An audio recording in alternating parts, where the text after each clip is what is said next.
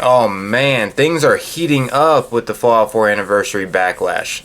Also in this video, I'm going to be sharing with you all some promising news actually that Bethesda recently shared quietly about Fallout 76. I shared a little bit of what they said in a previous video, but in this one I'm going to be sharing even more of what they said as well. And also I'm going to be getting into what Bethesda said back to let people know what's happening with Fallout 4. Let's just say players are not too fond of this. But before I get into this, I just want to let you all know that I do have a giveaway going on that's ending officially tomorrow, later tomorrow. So you'll have a chance to enter into this even if it's on November 23rd. I'll be ending at like 6 or 7 p.m. Eastern, maybe a little later than that. But it will be ending tomorrow. I'm going to be choosing a random follower over on my Family Fitness Facebook account. I'll be giving away a used Xbox Series S or a Nintendo Switch used. The winner will get to choose between either of these, and all you gotta do to participate in this is just simply go down below in the description and follow my Family Fitness Facebook account. Also show some love over there too. And it's literally that simple. Bada bing, bada boom. You have a chance at winning one of these consoles. So yeah, if you're interested in that, feel free to do that to participate in it. Once again, it'll be ending tomorrow, November 23rd, late. So yeah. Anyways, now let's go ahead and get into this news. There's a lot to unravel here, but I'm going to try to make it quick and concise. First off, I wanted to cover what Bethesda responded with over their upcoming Fallout 4 patch. As you can see here, this is what they said. Thank you for your continued communication with us on your current Fallout 4 experience. The team is focused on DLC installation issues, occasional crashing, and general user experience in patch 1. And of course continued preparation for mod storage expansion for consoles. While we initially hoped to release the storage expansion in our November patch, we will need a little extra time to roll out this heavily requested feature from the community. We'll share more details on the December patch 2 in the coming weeks. In the meantime, to help prepare for mod storage expansion, console players may want to ensure their mod load order is protected. Please see the following steps to help preserve your mod load orders as a console player. So yeah, they postponed the fix for the Fallout 4 Anniversary Edition. For those of you that spent money on this, oh, sorry. I am so sorry. Actually, I learned about this information from my previous video where I talked about what Bethesda quietly shared over Fallout 76 and some future content, like a new raid, for example, and some future expansions within the Ohio Update and Skyline Valley map expansion area. As you can see here, though, this person said, they also quietly announced a 100 gigabyte update for Fallout 4 mods is getting postponed to the third patch in December. So yeah, people are not happy. I mean, a 100 gigabyte update, woo! Dang. That's all I gotta say, dang. Anyways, carrying on here. Crashes are of course still happening, as you can see here with this post 4 hours ago on Fallout 4 Anniversary Edition. It's still happening, guys. Game crashes with only 75 mods in load order. Steam Deck, am I doing something wrong? For the most recent update, I would often have 100 plus mods with no issue. Is the addition of all the Creation Club content part of the issue? These issues started popping up after they tried to fix things in the Fallout 4 Anniversary Edition. Man, that is typical Bethesda, though, to be real with you guys. They try to fix something, they end up fixing it, but something gets worse.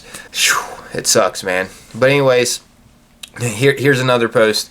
Once again, a couple hours ago, 6 hours ago. So did the latest update break the game?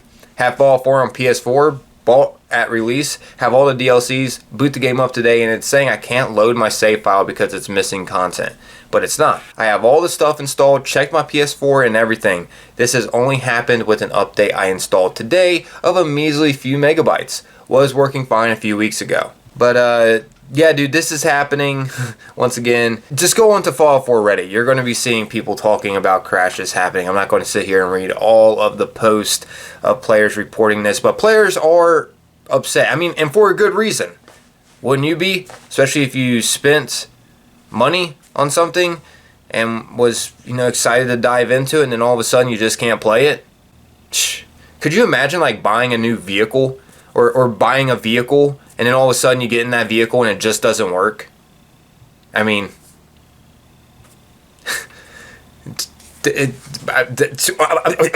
I'm speechless, for real. Here's another one. Bethesda and their patching priorities are pretty clear. I thought this was an interesting read.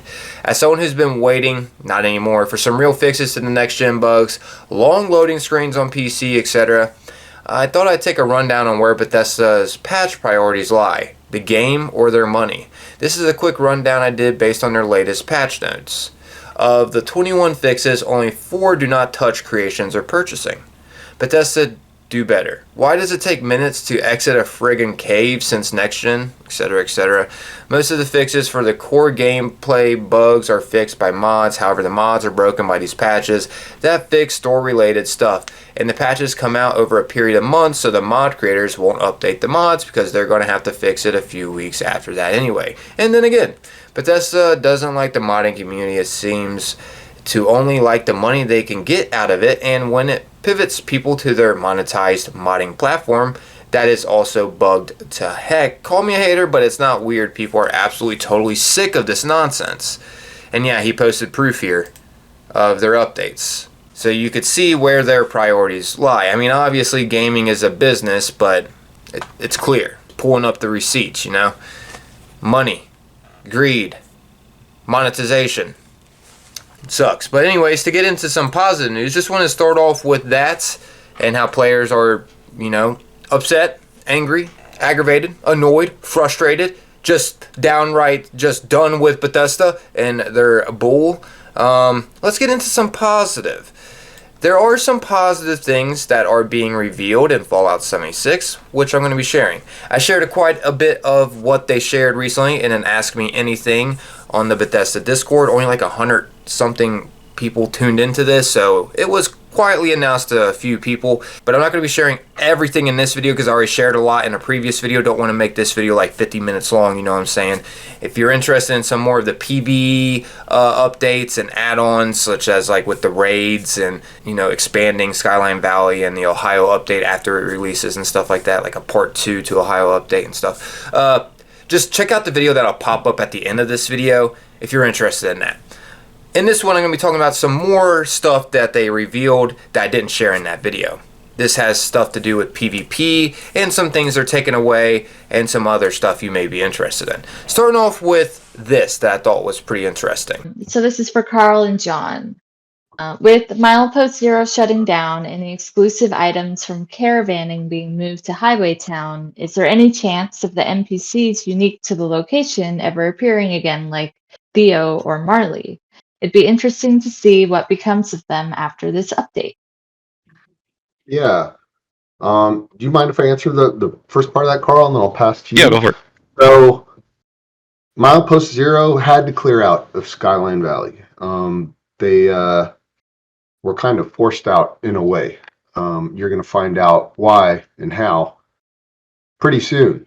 However, those vendors still have to make a living, right? They still need caps. They have to eat too. So we have made plans for them. They have been moved, and now I'm going to pass it to Carl to discuss the vendors. Yeah, so I mean, the simplest one is that Wendy, who actually wasn't even available in live, Wendy's available on Highway Town now. They're characters that were near and dear to us. As content comes up, there'll always be the question of if we can wrap somebody into a story there to keep that story moving forward. So it's going to be a balancing act since it becomes legacy content that not everybody's going to have the same context that a new player would have, or you know, other way around. New players wouldn't have the context that the old players would have, but be able to appreciate content that was there before. So I would say never to seeing them again. In some cases, you know, a character like Theo was pretty rich in the amount of things that were implied with his background. To bring him back and just kind of have him be a vendor who was selling things felt like a bit of a waste. So there's always the opportunity to dig into those stories more. I will add this. They didn't leave by choice. Yeah. It became too dangerous for them to be there. So there they talked about the removal of caravans, and you know, they mentioned how they are going to be vendors in the new Ohio update, which some of you may already know because I've already talked about that in the past. But they also talked about how things are starting to happen in the Skyline Valley region. In a previous video, I also covered how they couldn't talk about certain things, either because basically they have a laser pointed at them and they can't say certain things, or they'll lose their job. But they did confirm that there are future happenings going to happen at the Skyline Valley. There's going to be some kind of expansion or some kind of expanded thing happening over there. So good news. I wonder if the area is going to evolve and the redness will kind of go away or something, because that redness kind of gets to me after a while. I mean, it's a cool concept and all with the mysteriousness, but after we go through the story and destroy the weather machine, it wouldn't make sense that the redness kind of dissolves or goes away. So maybe the world evolves by our playthrough in a sense. So now, since we did that, the redness will go away. I don't know though, because not everyone completed the story. Either way, I'm interested in seeing what happens over there in the future. Anyways, next up here, check this out. They get into some PvP updates that they have planned with workshops. And this question is from Coffee for John and Bill. It's great that a new workshop location has been added to Burning Springs region. Its design is perfect for Fallout 4 nostalgia, and I'm looking forward to seeing it on the live servers. However, the workshop system itself is outdated and hasn't been updated in 7 years. Are there any plans to rework the workshop system in the near future? I take this one, Bill, please. Yeah, go ahead. Yes. Okay. Where do I start? Such a good question. So many ways to approach this question. So many different answers I could give. Okay, I'm going to go back to Nuclear Winter. I bet you weren't expecting that. Okay, so Nuclear Winter, right? We introduce a mode to players where they're taken off of the Appalachian map that they can influence and whatnot, and put in an arena where they fight one another. And yeah, it was fun. There goes my phone. It was fun, and I view that feature as successful. However, those big types of features that run in parallel with the core service require a huge team to keep going, not just to make sure that they're free of bugs, but also to keep expanding on the different game modes and populating with new rewards and challenges for our players. So what we've come to learn about our player base since the launch of the game is, you've probably heard me say this before launching Fallout 76, we were all under the impression that, it's a multiplayer Fallout, it's a post-apocalyptic environment, and people are going to want to kill one another. Let's give them these workshops that they fight for the resources, and let's give them nuclear winter so they can kill each other even more. But what we've learned is that our player base wants to really just help one another, right? They want to give new players things. They want to even give existing players things. Thank you for all the axolotls I've gotten from you all in the past, by the way. They've tasted really good, and they want to show off things that they've done, right? Like all the cool camps they've built. Now, that's true for a majority of players. I recognize there's also an appetite for players that want to compete in PvP type activities. I don't think Nuclear Winter in the end ended up being the right way to go about it. However, you mentioning workshops is really interesting. I've been paying a lot of attention to workshops lately, playing through a ton of them, and they're fun. Yeah, they haven't been touched since launch.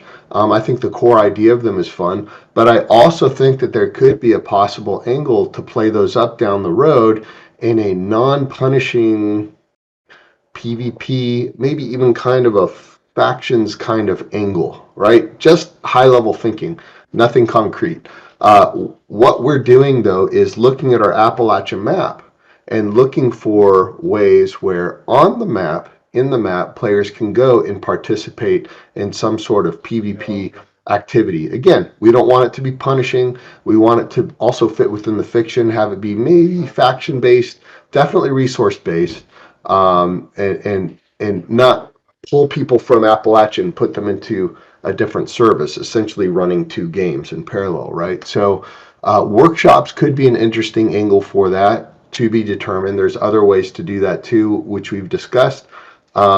We have discussions going on about that. We've got some plans in the roadmap for some of these types of content beats, but I'll definitely be looking forward to discussing that more with you all down the road when we have something a bit more concrete. I know you just asked about workshops.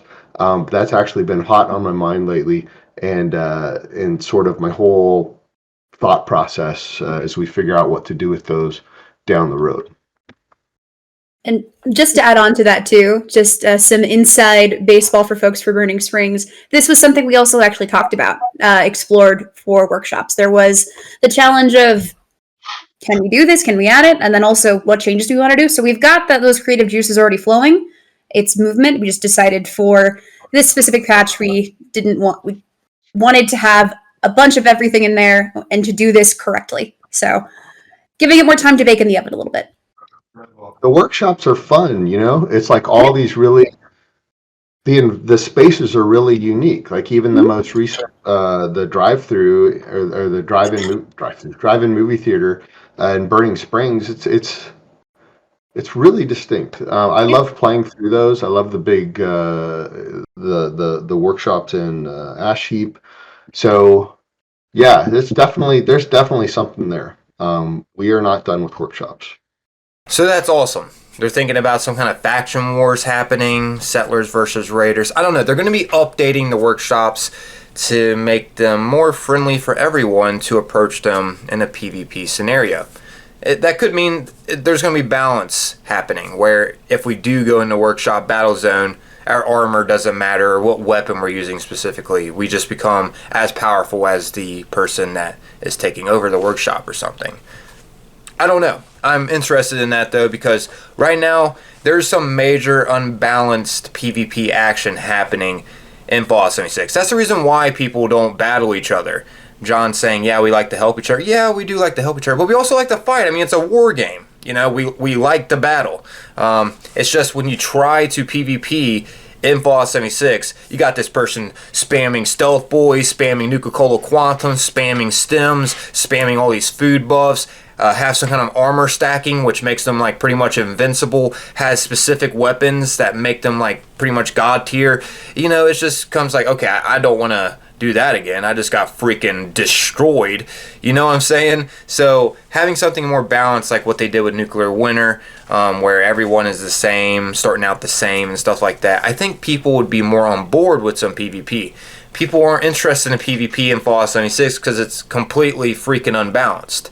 I just named a few of the reasons why it's unbalanced. But yeah, anyways, carrying on here. Next up here, I wanted to get into an armor update that they have planned for the game. This is interesting. So we have recently seen a rebalance of all the weapons and associated perks. With the new mods being added to Burning Springs, will we be seeing an armor or armor legendary rebalancing coming?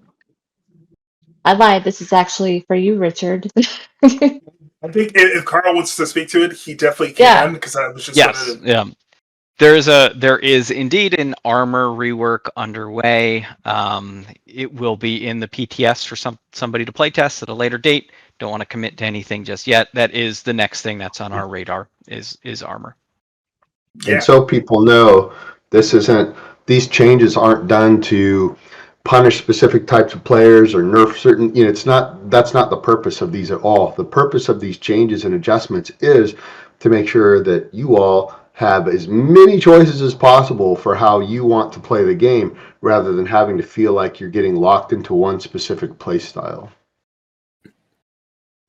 Exactly. Yeah, I just had a chat with the team about these changes too. So you'll probably be hearing about them sooner rather than later. So just stay tuned. So they do have plans to tweak around armor. That's cool. Anyways, lastly, I wanted to show you all this that they talked about, which they get into future vaults. Check this out.